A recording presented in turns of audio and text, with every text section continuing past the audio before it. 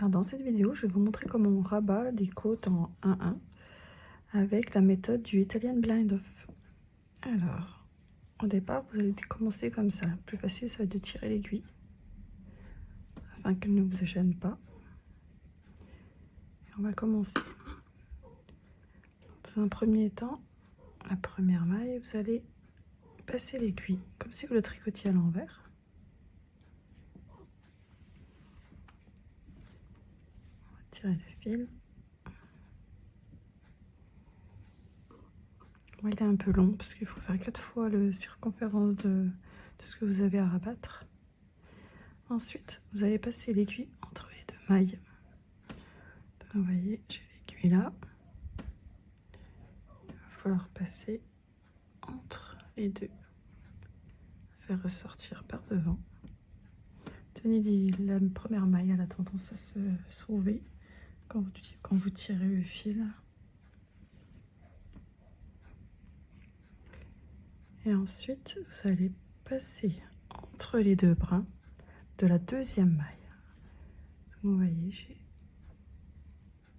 je pique là et je ressors, mais je reste dans de la seconde maille. Je ressors par derrière.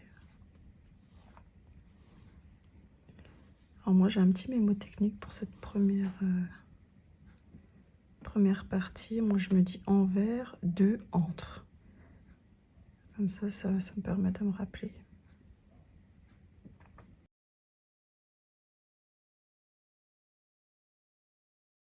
Entre encore. Donc on pique à l'endroit, on laisse tomber et on va piquer la seconde à l'envers.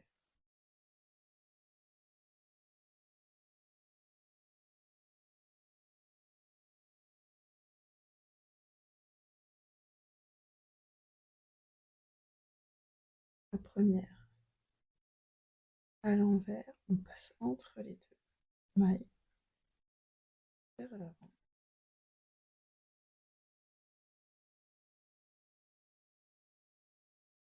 Et on vient ressortir par derrière entre les deux brins de la seconde maille. On est entre.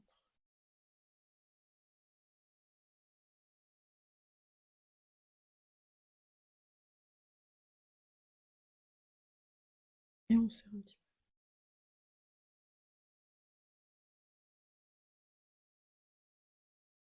peu. En 3, envers,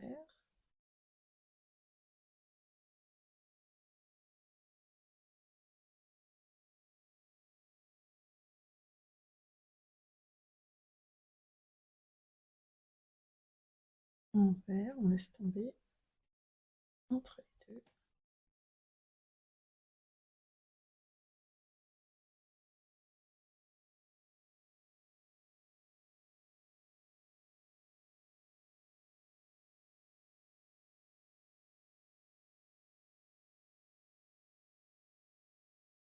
Une nœud qui sort.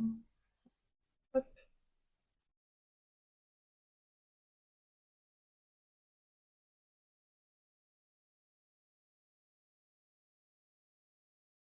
Et entre les deux bras.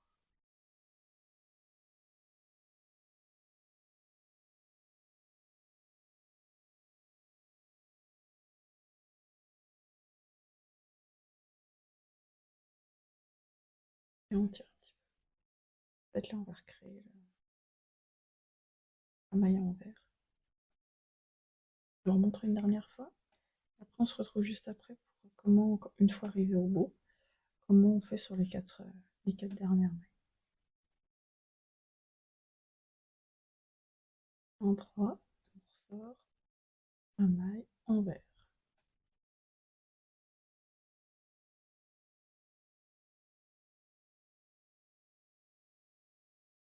Envers, entre deux.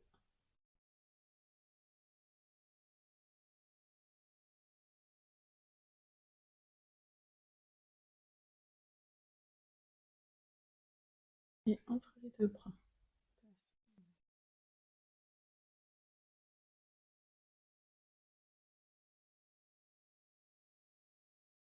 Et on tire. retrouve juste après. Ensuite, quand il reste 4 mailles, il faut procéder à un cire. Une montre, une envers sur la deuxième.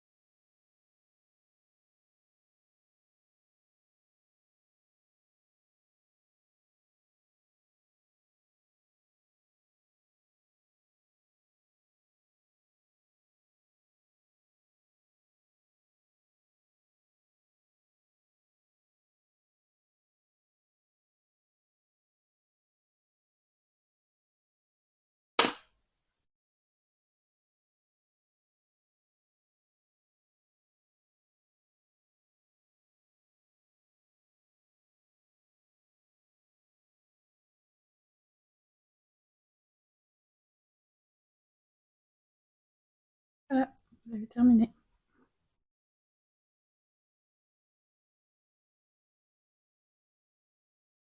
Et très fini cette méthode, je trouve. C'est un peu laborieux parce qu'on l'a fait à l'aiguille. Ça donne une autre finition pour les cotons. Elles sont parfaites. En plus, c'est élastique. Bon, mon fil n'est pas très élastique. Hein, on est sur un coton moulin. Donc, j'ai beaucoup moins d'élasticité qu'un coton ou qu'une autre maille, hein, qu'une autre laine. C'est quand même pas mal. Je la trouve très fine. Voilà. Merci de m'avoir suivi.